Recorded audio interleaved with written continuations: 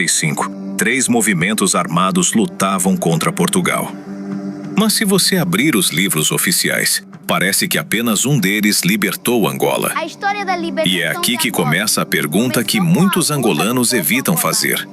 A independência de Angola foi conquistada por um único movimento ou a história escolheu esquecer os outros?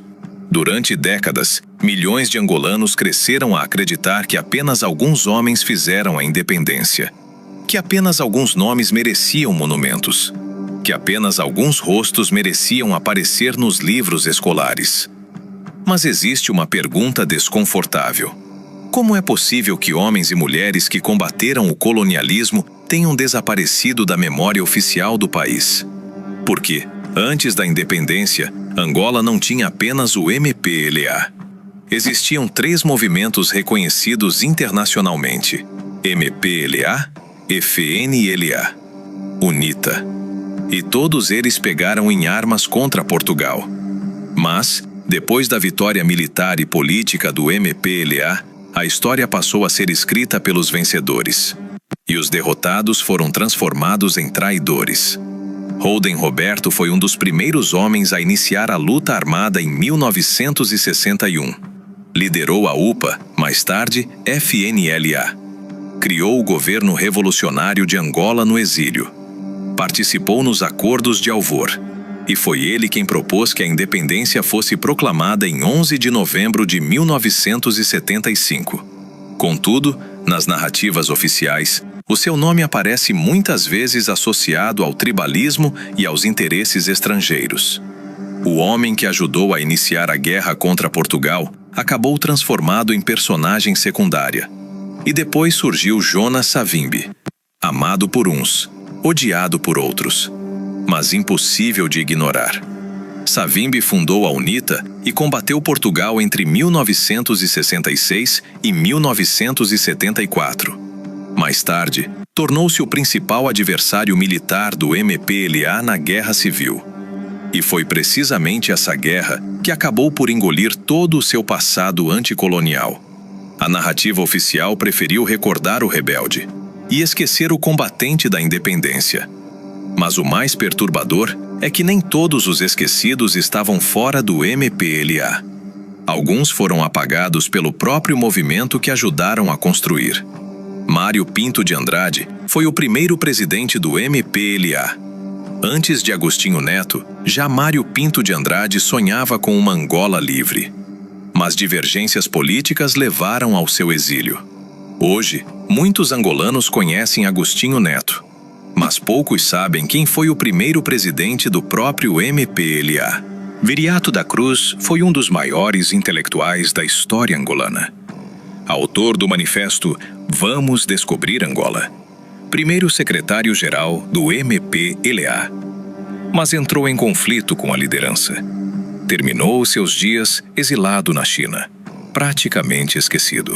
Daniel Chipenda comandou a Frente Leste.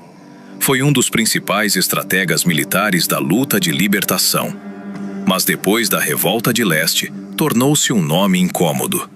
E quando a história se torna incômoda, o silêncio costuma substituir a memória. Mas nenhuma ferida em Angola é tão profunda quanto 27 de maio de 1977. Nito Alves, José Van Dunen, Cita Valles. Homens e mulheres que tinham participado na luta pela independência.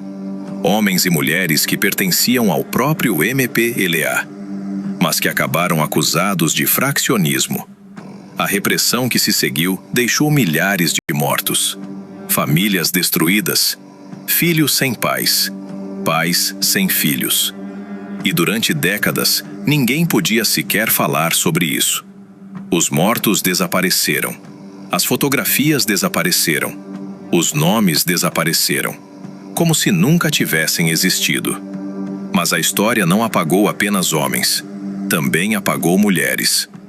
Enquanto algumas figuras ligadas ao MPLA foram elevadas à condição de heroínas nacionais, muitas combatentes da FNLA e da UNITA desapareceram completamente da memória coletiva.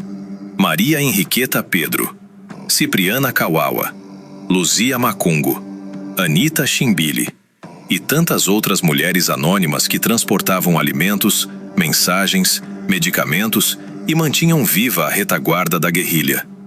Sem elas, talvez nenhum movimento tivesse sobrevivido. Mas a história raramente faz monumentos às mulheres invisíveis. E é precisamente aqui que nasce a pergunta mais perigosa de todas. Será que reconhecer Holden Roberto, Savimbi, Mário Pinto de Andrade, Viriato da Cruz, Daniel Chipenda, Nito Alves ou Cita Valles significa concordar com tudo o que fizeram? Ou será que uma nação verdadeiramente madura consegue olhar para sua própria história sem apagar os capítulos que lhe causam dor?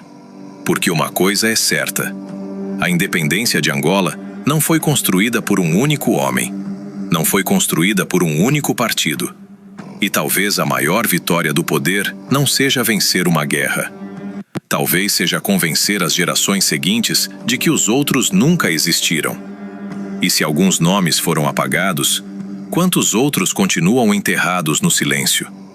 E quem realmente ganha quando um povo deixa de se lembrar de toda a sua própria história? Comente: história não se apaga, porque a memória pode ser controlada, mas a verdade tem um hábito perigoso: ela acaba sempre por regressar.